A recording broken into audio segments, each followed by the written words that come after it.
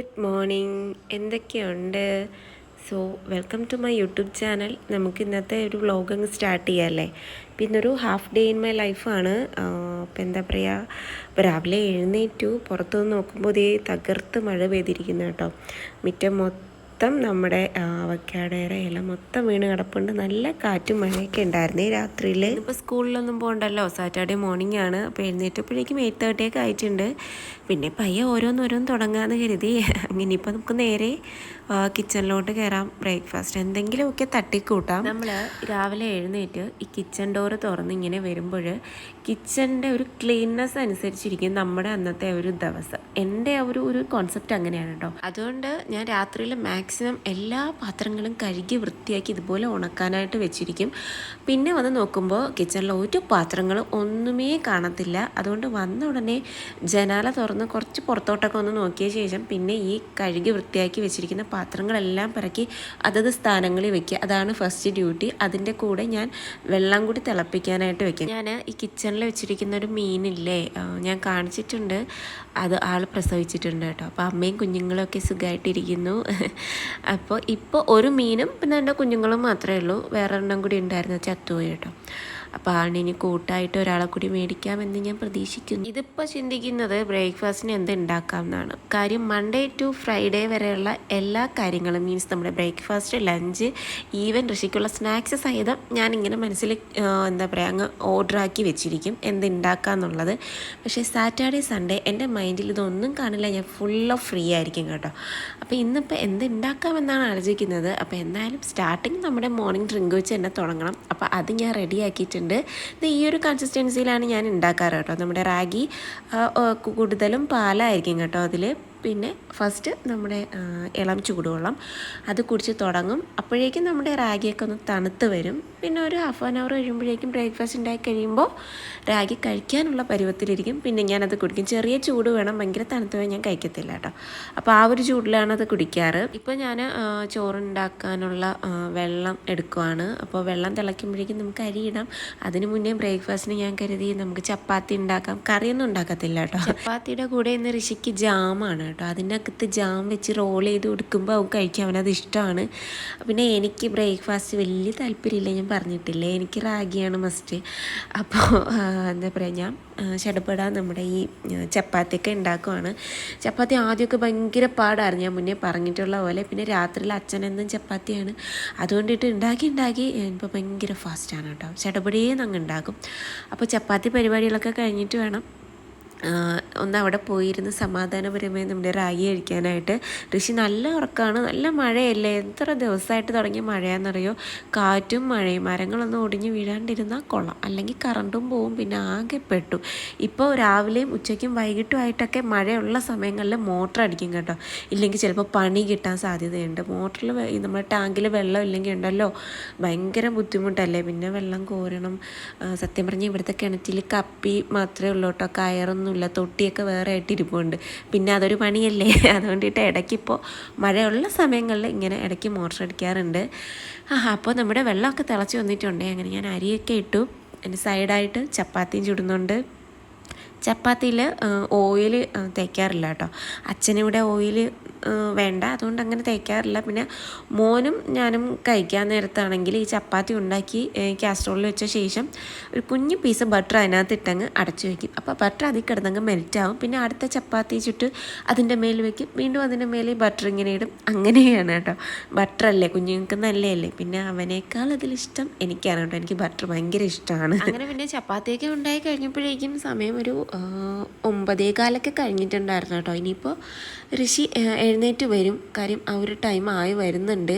അങ്ങനെ ഞാൻ റാഗി കഴിക്കാമെന്നും പറഞ്ഞ് നിന്നപ്പോൾ ഋഷി എഴുന്നേറ്റു. പിന്നെ അവനുള്ളൊരു ചൂടുവെള്ളം കൊണ്ട് കൊടുത്തു. അവനും ഇതുപോലെ സ്റ്റാർട്ടിങ്ങിൽ ചെറിയ ചൂടുവെള്ളമാണ് കുടിക്കുന്നത് കേട്ടോ. അപ്പോൾ ആൾക്ക് ഇതേ ജലദോഷം തുടങ്ങിയിട്ടുണ്ട്. കഴിഞ്ഞ ദിവസം ഇവന്മാർ 3 പേരും കൂടെ പുറത്ത് നിന്ന് കളിച്ചു കേട്ടോ. കളിച്ചപ്പോൾ ചെറിയ മഴ പൊടിഞ്ഞിട്ടുണ്ടായിരുന്നു. അപ്പോൾ അതിൻ്റെ ഫലമായിരിക്കണം ഋഷിക്ക് ഇപ്പോൾ ഇതേ നല്ല മൂക്കൊലിപ്പുണ്ട്. അങ്ങനെ അവനെ ബ്രഷൊക്കെ ചെയ്ത് അവിടെ കാർട്ടൂണൊക്കെ ഇട്ട് ഇരുത്തിയിട്ടുണ്ട്. ഇനിയിപ്പോൾ ഞാൻ നേരത്തെ പറഞ്ഞ പോലെ അവന് ഈ ചപ്പാത്തിയിൽ ജാം തേച്ച് റോൾ ചെയ്ത് കൊണ്ട് കൊടുക്കാൻ പോവാണ്. മധുരമായിട്ട് കഴിക്കും. വേറെ പ്രശ്നമൊന്നുമില്ല. അവനെ കൊണ്ട് അങ്ങനെ ഫുഡിൻ്റെ കാര്യത്തിൽ എനിക്ക് വലിയ ടെൻഷനൊന്നുമില്ല കേട്ടോ. ഞാൻ കൊടുക്കുന്നത് എന്തായാലും അവൻ കഴിക്കും, അതിൽ വേറെ സീനൊന്നുമില്ല. പിന്നെ കഴിക്കുന്നതിന് ടൈം എടുത്തേ കഴിക്കത്തുള്ളൂ, അതാണ് പ്രശ്നം.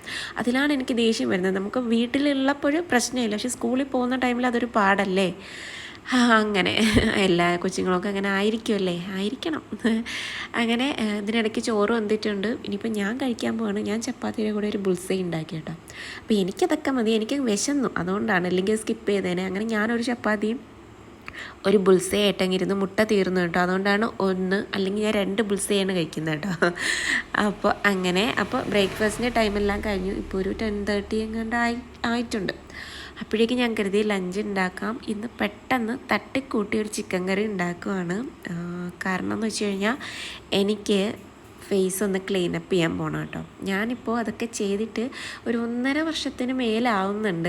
ഞാൻ അങ്ങനെ മുഖം നോക്കിയിരിക്കുന്ന ആളല്ല കേട്ടോ. പൊക്കൽ വന്നു എന്നൊക്കെ നോക്കിയിരിക്കുന്ന ഒരാളല്ല.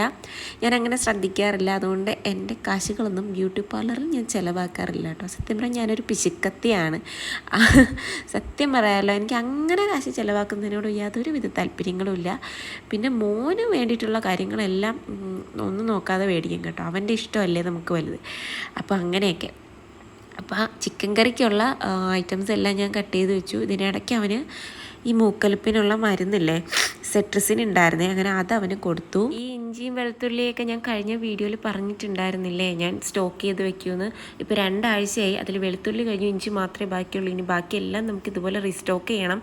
കാര്യം വീണ്ടും എന്താ പറയുക, മറ്റന്നാ മൺഡേ മുതൽ വീണ്ടും സ്കൂളിൽ വിടണമല്ലോ.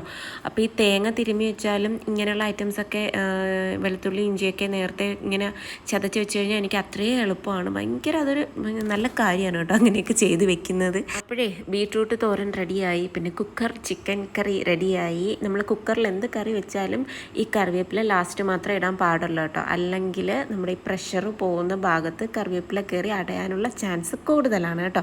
അപ്പോൾ അങ്ങനെ ചെയ്യാൻ പാടില്ല, അതൊരു ടിപ്പാണ് കേട്ടോ. അങ്ങനെ ജോലിയൊക്കെ കഴിഞ്ഞപ്പോഴേക്കും ഞാൻ ഇറങ്ങിയിട്ടുണ്ട് കേട്ടോ. അപ്പോൾ ഋഷിയെ വീട്ടിലാക്കിയിട്ട് വേണം എനിക്കിനി പോകാനായിട്ട്. അപ്പോൾ വീടിനടുത്ത് തന്നെയാണ് ബ്യൂട്ടി പാർലർ. സൗമ്യ ചേച്ചിയുടെ ബ്യൂട്ടി പാർലറിലേക്കാണ് പോകുന്നത്. ചേച്ചി വീട്ടിൽ തന്നെയാണ് ബ്രൈഡൽ സ്റ്റുഡിയോ ആയി ഇട്ടിരിക്കുന്നത്. അങ്ങനെ ഞാൻ അവിടെ എത്തിയിട്ട് ക്ലീനപ്പ് ചെയ്യാനായിട്ട് ഇങ്ങനെ കിടക്കുവാണ്. എൻ്റെ ഭയങ്കര സെൻസിറ്റീവായിട്ടുള്ളൊരു സ്കിന്നാണ് കേട്ടോ, സത്യം പറയാമല്ലോ. അതുകൊണ്ട് തന്നെയാണ് ഞാൻ പേടിക്കുന്നത് ഓരോന്നൊക്കെ ചെയ്യാനായിട്ട്. പക്ഷേ ചേച്ചിയുടെ ഒരു വിശ്വാസം കൊണ്ടും ചേച്ചി യൂസ് ചെയ്യുന്ന പ്രോഡക്റ്റിൻ്റെ ഒരു ഗുണം കൊണ്ടുമാണ് എനിക്ക് യാതൊരു വിധ അലർജിക്കായിട്ടുള്ള ഒന്നും ഇതുവരെ വന്നിട്ടില്ല. അതുമാത്രമല്ല, ഞാൻ 2018 മുതൽ എൻ്റെ ഹെയർ സ്മൂത്തനിങ് ചെയ്ത് തുടങ്ങിയതാണ് കേട്ടോ. ഓരോ 2 ഇയേഴ്സ് കൂടുമ്പോഴും 1.5 ഇയർ കൂടുമ്പോഴൊക്കെ ഞാൻ ചെയ്യാറുണ്ട്. അത് ചെയ്തത് കൊണ്ട് എൻ്റെ ഹെയർ കൊഴിഞ്ഞിട്ടില്ല കേട്ടോ. അല്ലാണ്ട് എനിക്ക് വൈറ്റമിൻ ഡിയുടെ ഡെഫിഷ്യൻസി വന്നതിൽ എൻ്റെ ഹെയർ കൊഴിഞ്ഞിട്ടുണ്ട്. അപ്പോൾ എന്താ പറയുക, അപ്പോൾ എൻ്റെ ക്ലീനപ്പിൻ്റെ പരിപാടിയൊക്കെ കഴിഞ്ഞിട്ടുണ്ട്. അപ്പോൾ എങ്ങനെയുണ്ട്, വെട്ടം വിളിച്ചൊക്കെ വന്നോ? നിങ്ങളൊന്ന് കമൻറ്റ് ചെയ്ത്, നിങ്ങൾക്ക് ഇഷ്ടമായിട്ടുണ്ടോ? എനിക്കിഷ്ടമായി, അടിപൊളിയായിട്ടുണ്ടേ. സോ നമ്മൾ എത്തി കേട്ടോ. നമ്മളൊരു 2 മണിയൊക്കെ ആയപ്പോഴേക്കും എത്തി. ഞാനും മോനും കൂടെ ഇങ്ങ് പോന്നു. അപ്പോൾ നിങ്ങൾക്ക് എൻ്റെ ഫേസ് കണ്ടാൽ മനസ്സിലാവും, ഇങ്ങനെ ഈ പിമ്പിൾസിൻ്റെ ഈ എന്താണ് ആണിയൊക്കെ കുത്തിയെടുത്തിട്ട് ഇങ്ങനെ തടിച്ച് നിൽപ്പുണ്ട്. അത് ചെയ്യുന്നവർക്ക് മനസ്സിലാവും. ഒരു 2 ദിവസം എനിക്കൊന്നും അതങ്ങനെ കാണും തോന്നും, പിന്നെ അതൊക്കെ അങ്ങ് മാറും.